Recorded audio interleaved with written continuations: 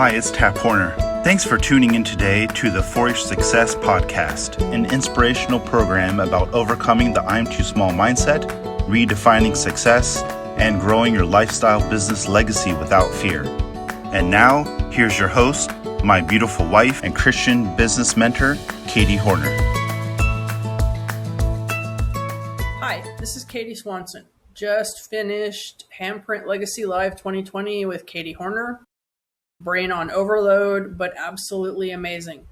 I have always wanted God in my business, and I just didn't know how to do it. Katie does, and I love having her in my corner. She's an amazing woman.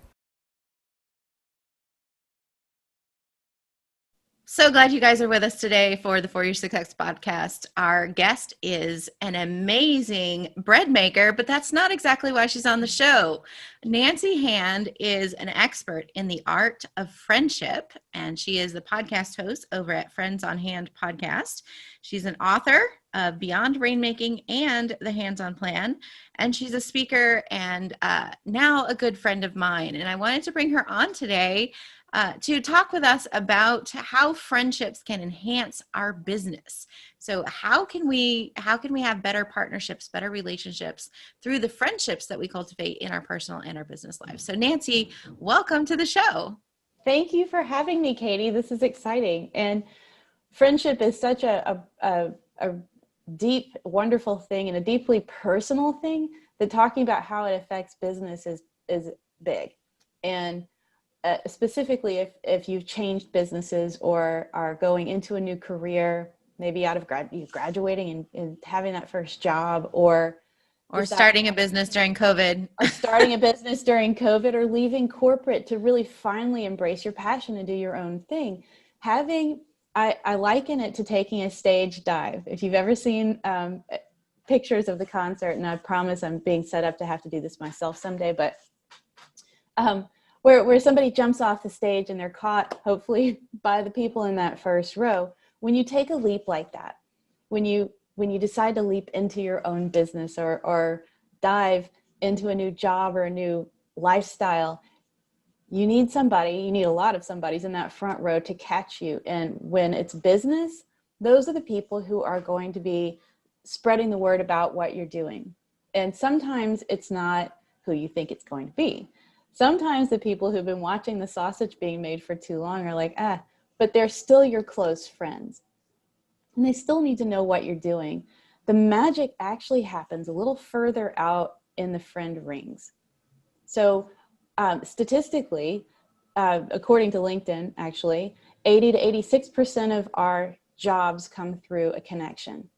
And those are normal jobs. And I have this citation for the other one, but 70% of jobs aren't even ever posted because they're filled by people who know people. Oh, hi, I know Becky would be perfect for this, and word of mouth. And so a lot of things are happening behind the scenes through connections that are never even made available to people who are outside of those circles.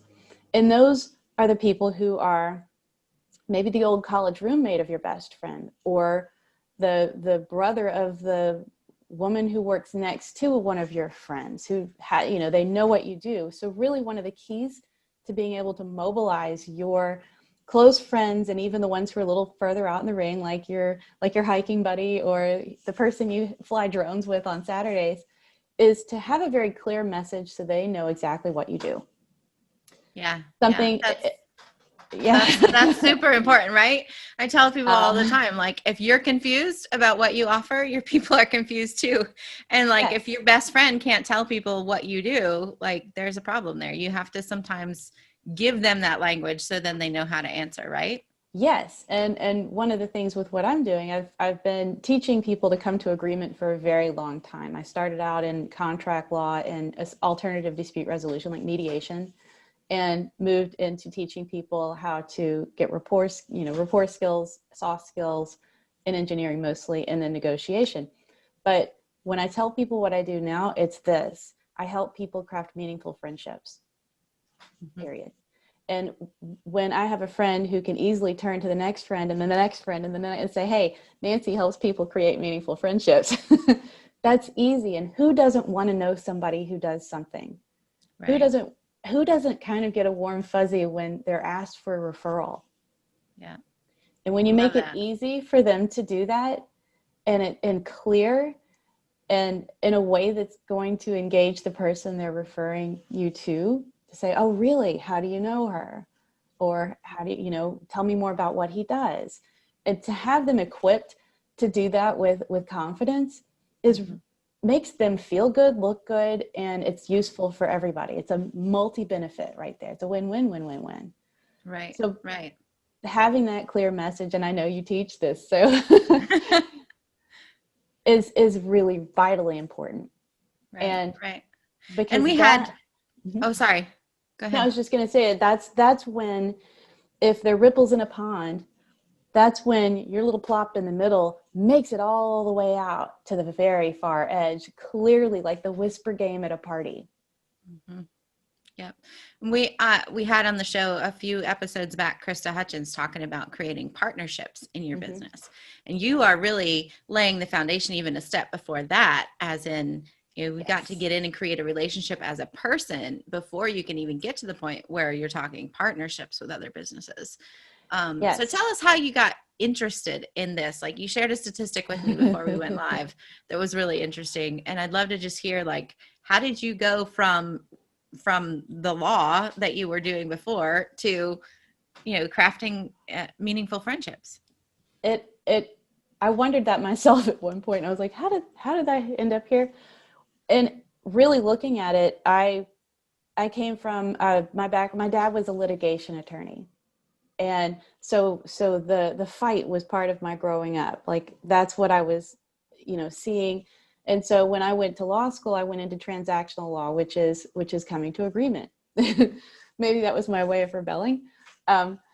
And so I noticed when I was working with contracts that most people were unclear about what they wanted. There was usually a disconnect right at the outset. And when mediating a contract that had gone awry or a dispute, people weren't able to vocalize or communicate or even understand the dynamics of how they were going back and forth with this, which gave me the impetus to, like, okay, so we're missing a piece here. They need to know how to negotiate. They need to understand the underneath before they can even make a good contract or get involved with a good agreement that's going to last, which is what we all want. We want agreements that are mutually beneficial, that are lasting the long haul, that if you want to in the future, that other party is going to say, yes, I would love to enter into another agreement with Katie. That worked. And it was a pleasant experience. And so I went into teaching people how to come to those great agreements from the bottom up. And then I noticed through that people really didn't know how to get rapport with one another. So backing down from like high level negotiation all the way to even getting your attitude right to go into a communication is important. Your goal and your why for even saying hello is important. It changes the way you move and talk and relate to the other person. Your expectations matter. And I found with my coaching, more and more of it involved helping people manage other difficult people or difficult situations, or writing incredibly difficult emails, at which I excel and love to do. Written correspondence is powerful. And if you do it wrong, it's in writing. I'm just saying, it's there forever. Yeah. So don't put it in writing if you're really not sure. And so in the midst of all this, I wrote the books and all, and about 2 years ago, I felt this very clear tap on my shoulder to talk about friendship. And I blew it off for almost a year and a half. And I was just like, nah, who's going to care? Who's going to care? Because friendship always ends up taking a back seat to romance. If somebody's dating somebody and the friends don't like her, guess who hits the road, Jack? It's the friends, not the girl or the guy. They take backseat to family, and often they take backseat to what we perceive as the money-making professional network, when in reality, those friends are not just our best training ground for every communication we ever have, but also, if you're going to have somebody be part of a dynamic, useful, engaged part of your professional network, they have to like you. You have to get along. Like there has to be a give and take. Nobody's going to refer you if you're not friends first, really. You know, they may out of just, if you're like, and the thing I keep hearing is, well, Steve Jobs was a jerk. Yes, maybe to some people. A lot of people say he was a jerk. A lot of people say he wasn't a jerk. And I guarantee if you were holding his venture capital money, he was not a jerk to you. But also, he was a smacking genius. No one else had that brain. And if you're at that apex of brainiacness, maybe people will put up with not liking you and referring you, but that's not likely. And so really that first step is to learn how to align with the right people and meet the right people and develop those friendships, like, because they are friendships. And ideally you would have this network solid and robust and evolving with you as your business grows and changes. To have those cheerleaders, and that's, well, I knew her when, you know, to say, look what she's done. And from that outset of you being able to say, this is what Katie does for a living, to 10 years down the road, somebody saying, Katie started out doing this, and I've watched her grow into this, and what she's doing now is the polished, beautiful jewel of where she started. And I'm so proud to have been with her on that journey. Yeah, that's powerful. That's right? Powerful. Right. I know you have questions. my best friend currently, we've been best friends since like the first day of our first year of college, right? Yes. Like one of those things where you met choosing which society or sorority you're going to be at, right? Yeah. And so now we have like, we've been best friends longer than I've known my husband, you know? And it's interesting though, because we forged a friendship in everyday real life experiences. And we had our spats, and we had our friendly competitions, and we had to work through all those things. Right. But that friendship has lasted. Whereas nowadays, and especially like this year, like, what if I don't have a good friend or a confidant? Where do I go to do that? I can't just, you know, like there's not a lot of real life things happening in person these days. Yes. And actually, I kind of went off on a tangent. You asked how I figured this out. So why I'm doing this. So the tap on my shoulder would not go away. And I finally decided I would do a little digging, see what I could find out, see if anybody would be interested in friendship, and if they were, why. And I found a few things. One is that England has a ministry of loneliness that was instituted a few years ago because it's an epidemic. Loneliness has the same physiological effects as 15 cigarettes a day. Wow. It's bad for your heart. It's bad for your weight. It's bad for it has the same effect as fight or flight on a chronic low level. So it's not like you're like, like you are in fight or flight. It's a kind of an insidious low level thing. And the other statistic, the one that actually got me off my butt, was that since 1999, the number of close friendships people report having, at least, you know, in our population, has dropped from 3 to 2. And the number of people who report having no confidant, no close friend to call when, you know, they win a car or when, you know, a relative dies is 1/3 of the population, 1/3. And I know we were chatting before you started recording, but if and that's a 20-year span, that's 1/3. If over 20 years we'd come to a point where 1/3 of the population's teeth were falling out, we would be doing something active about it. Right. Right.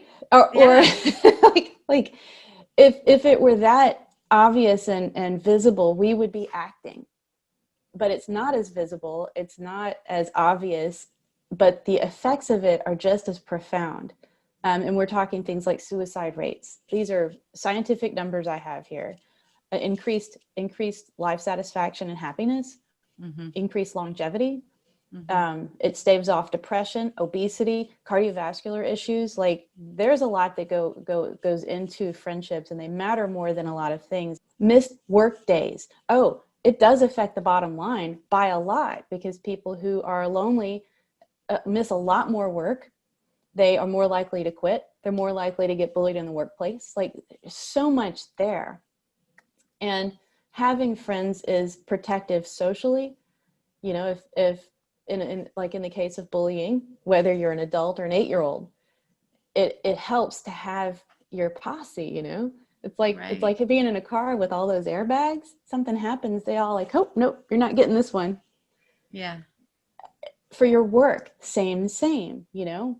The more advanced we get in our work, the more standing, you know, the more you stand out, the more exposed you feel. And it sure does help to have somebody in the chat or somebody online going, oh no, you lay off Katie. I know that girl. She's mine. Yeah. To defend you. Your And cheerleaders. your cheerleaders, your enthusiastic, you know, your crowd, your people, they're your front row. And so those statistics got me off my butt. And this was about November of last year. I'm like, I'm going to start a podcast. And I started recording in December. I launched it in April of this year. And we have had discussions about everything from race to saving a friend's life, to what happens to your friends when you have an illness like cancer and how to manage that. And where to find friends after a move or after a life change. And I could go on and on. You can ask questions, but somebody asked me this morning about the life change thing. Like, when you up level in any way, self-improvement, a new business or whatever, there are a couple things at play. One, you're probably an achiever, and we like to get things right. We don't want to leave anybody behind, because that feels like failure. So y'all come on with me. And so there's a lot of energy spent trying to bring everybody else up with you. And that's not always their path. And when you can't do it, it might feel like failure. But the alternative is to say, hey y'all, I'm doing something really cool. You come see if you want to. And oh, hey, I've got some new friends I'd like to introduce you to. And start really pulling from the people who are now at your new level. Right. And that kind of goes along with that saying that you need to hang out with the people you want to be like someday, yes. right? Or yes. that you become like the people you hang out with. And so, you know, I know at different stages in our business life, looking at where we wanted to be, all right, who is there? Who's there ahead of us? And how do I get to be in their circles? Right? Mm-hmm. Who do they know that I need to know? Who have they learned from that I need to learn from? How do I move yes. into that? Right. And you don't leave those other people behind necessarily, as in like never talking to you again kind of friends, but there is a change there as you grow and expand your network yes. or your acquaintances and relationships. Then you have other relationships to pull from, and the ebb and flow there. It's interesting how at each level we've had different people who were closer at those times for different reasons. And yes. And that when I talk about sort of the friend circles, you're going to have your little core group, and then you've got the group out here and another group out here, and then so on and so forth. You know where the work comes from? It's out here. That's where it comes from. The people you know who know people. Yes. So the magic's out here. They call them weak ties. And but in saying that, yes, you need to be with the people who are where you want to be, and also they need to be the right people for you. You need to be able to connect on values and purpose. There has to be more there than just they're where I want to be. They have to be right for you, and that is key. Yeah. I have a story about that actually, because when I was looking to strategically grow our business about 2 to 3 years ago, we were at that, it's time, we got to up level, like what we got to do, you know? And I purchased a training course from a certain person that's super well known in today's marketing world. And then I went to the event, and obviously the offer to join their 12-month coaching program, whatever, but something was not right. Like it didn't sit right with me. And I kept trying to evaluate throughout the whole event and the whole experience, and like, what is it that's not sitting right with me? Right. But then I had a chance to experience another one. I didn't buy the course, but I got to go to the event. Mm-hmm. And that event, like everything struck the bell with me. Like I was so excited about everything that was done and everything that was presented and the attitude in which things were like, it was Same trainer? it was a different trainer, Okay. but in the same market, right? They're both high level trainers in the same market. But the one was like, he could teach what I wanted to know, but I just wasn't, it wasn't sitting with me. Right. The other one was like, everything aligned so perfectly. And, so like you said, and you're not going to be able to align with everyone that you want to learn from. And the people coming up who you want to serve, not everyone's going to jive with you either, right? That's why we have multiple people teaching the same thing in the same circles. And that's why we need these friendships, so that if you don't jive with me, I can say, hey, but my friend also teaches this. Maybe he would work or she would work to be able to teach you what you need to know. Yes. Right? And absolutely. That's a really big part of it, is being able to make those evaluations to say, do they have the same values? Is this someone that I can get behind and align with? And then if not, like, could I still have one of those third degree friendships where I can still promote them to other people who need their help? Third degree. From me, right? I like that. The outer orbit. Yeah. Third degree. Yeah, third degree friendship. Yes, absolutely. And I've had a similar experience, and I'll tell you, when I joined the program I'm in right now, it felt like a complete no-brainer. But there is somebody that I've had the option of joining in with 3 different times, and this particular trainer, when it was time for the heart close, actually making an offer and inviting people into the program, shamed from the stage. And I was so mad. I was like, you are shaming 300 people into buying from you, and you're not getting a dime out of me.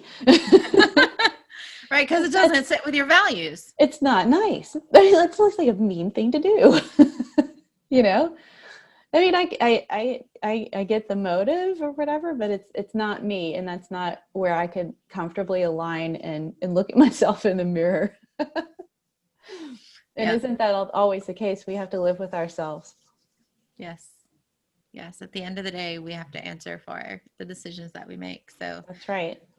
Very cool. So what's your recommendation then to someone who says, look, if I have a win in my business, I don't have anyone to go to and share that with, or if I have a really bad day and I need a cheerleader to get me off my butt and get to do the work I need to do, I don't know who to call. Like, what do you tell those people on what's the first step to making this happen? Because I know we can't just wait for it to fall in our lap, right? No, not at all. And that's a great question. And I say to that, really take a beat and think about what lights you up.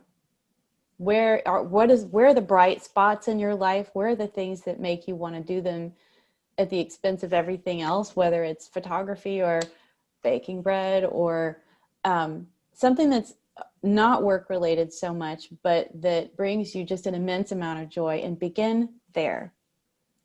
Because you might not be looking for a colleague, you might be looking for a friend who would be interested and interesting to you, doing something that you feel strongly about.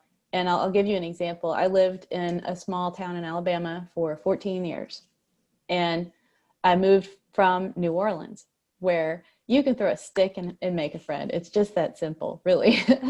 It was so much fun. But moving into this small town, it was like, all right, how do you crack this nut, right? Yeah, you're an outsider. I was in Rotary. I was highly involved. I volunteered. I did all the stuff. And it was a struggle for like 9 years to get a friend group that was like a real core friend group. And I had friends everywhere else, but just not in that town. And then on a lark, I ended up talking to somebody who was a photographer at this camera store, and we were like, let's start a club, And so 9 of us got together and we started a photography club, and we went from 9 people to 110 people in less than a year.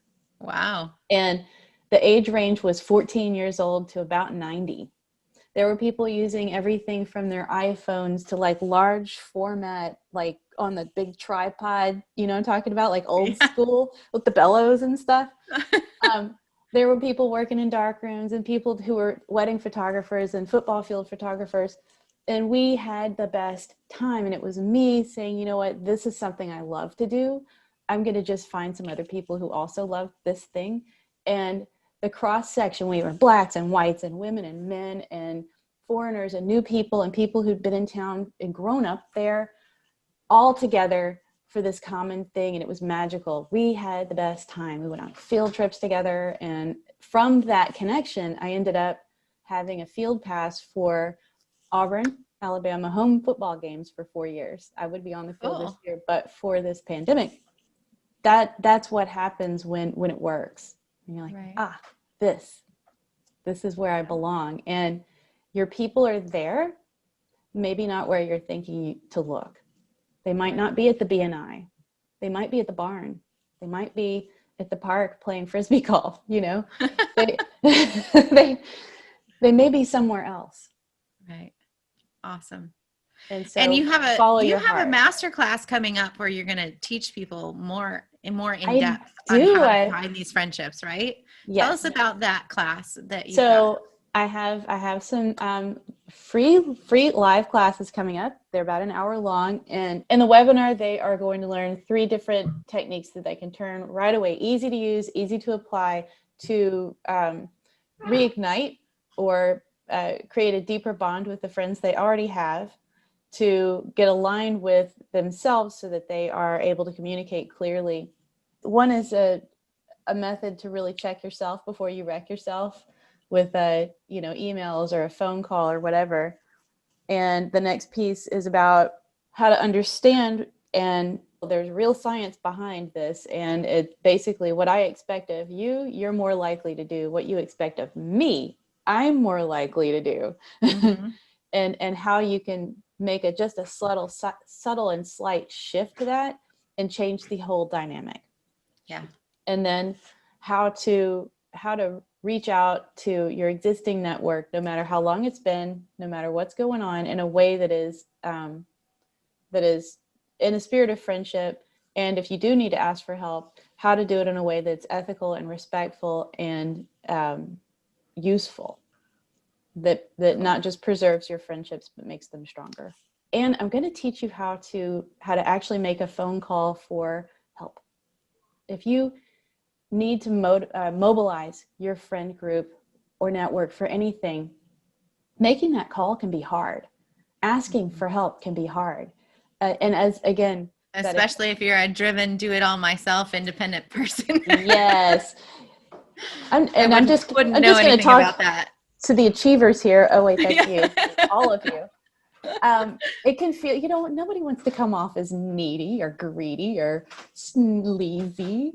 Whiny or whatever. This is a way of doing it that is wholly, completely authentic and respectful and ethical, and gives you an option of whether or not to actually make an ask. That's awesome. And at the end of that contact, you will have deepened your relationship no matter what. And that's the beautiful part. It works either way. I love it. I love it. And so we're going to give people a link in the show notes so they can go sign up for your class on friendship. Excellent. Wonderful. I'm signing up. I will be the first one in line because I'm super excited. Being a business owner is one thing. Having COVID thrown in is another. But we also are expats, so we live in a different country. And I want to being talk to you about shut down here, being shut down in Mexico during this time has been hard, especially for our teens that are more outgoing people persons. And I think this is going to be amazing, even for her. I might sign her up with me because to learn even as a parent, and how to help your children to have stronger friendships. Right. And then the plus side of how that flows into business and everything else too. So, let me actually give you one more little, these things that nobody's paying attention to that are so important. Even the founder of LinkedIn has made a push for people to connect more broadly because they've discovered that privilege begets privilege. And so if mom and dad are well connected, kids will be well connected, and it snowballs from there. And it matters what happens in your teens. It matters what mom and dad are doing. So if you're out there and you own a business, your connections are your kids' connections going forward. Remember that. And it's important for you to have a robust network for them.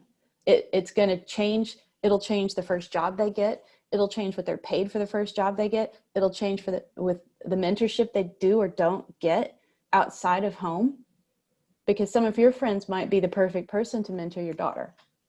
You know, sometimes kids don't take it from mom and dad, but a successful family friend, it's another thing, right? Yes. Oh, that's, yes. you know, the cool Uncle Bob, you know, stuff that comes out of his mouth has merit and weight and credibility, but it's same thing out of mom, not so much, right? So you having those relationships really does give them a leg up in a manifest way, like a real way. And it's even to the extent that LinkedIn changed algorithms to accommodate that. That's crazy. About that, I know. Love it. Awesome. So well, one last word for our people today, Nancy. What would you like to leave with us? I would like to leave you with this. If somebody crosses your mind today, text them. Send them a howdy do on Facebook Messenger, and with nothing more than, hey, something reminded me of you today. You know, I ate a banana, or I saw a car drive by, or I heard a song and I thought of you. How's things? And that's it. I thought of you. How are you? Boom. That's it. And that's okay. That's actually the very best way to reach out. It's like it has the same hint of a feeling of when you get a postcard from a friend who's on vacation and you're like, you know, she was at a cafe in Paris and she wrote me. She was thinking about me, you know, enough to buy a postcard and write it out and put a stamp on it and bring it to a post office. Yeah. That is powerful. And it's such a sense of love and validity and connection that you can't get another way. So I thought about you. How's things? I love it.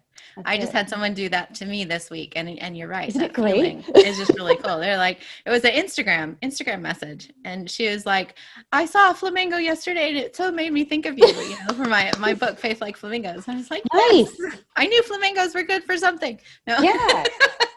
But it's that feeling of love, right? The words, just, you're important, you're valuable, and Yes. just wanted you to know. And I, you know, I've made this effort. Yeah. It's huge. So in cultivating friends doesn't take that much. It does, but it also doesn't, because little things like that take you less than a second to do. Yeah. Have so much there, so packed. It's delightful. I love it. Awesome. Thank you so much, Nancy, for being Thank you with us. for having me. I've enjoyed this. Yeah. I love And for all of you guys listening, you got to go check out her podcast. Don't just listen though. I want you to subscribe. I want you to leave her a review after you've listened to a few of them. friendsonhandpodcast.com, and then check the show notes for that link to her upcoming class. I'd love to see you there, because I'm going to be first in line. I want to honor you for taking time to invest in yourself and your business by listening in today. The Forest Success Podcast is brought to you by Katie Horner of handprintlegacy.com. Wherever you're listening, please leave us a comment or review. For show notes and links to the resources mentioned in today's episode, visit www.warriorsuccesspodcast.com. And remember, your message matters.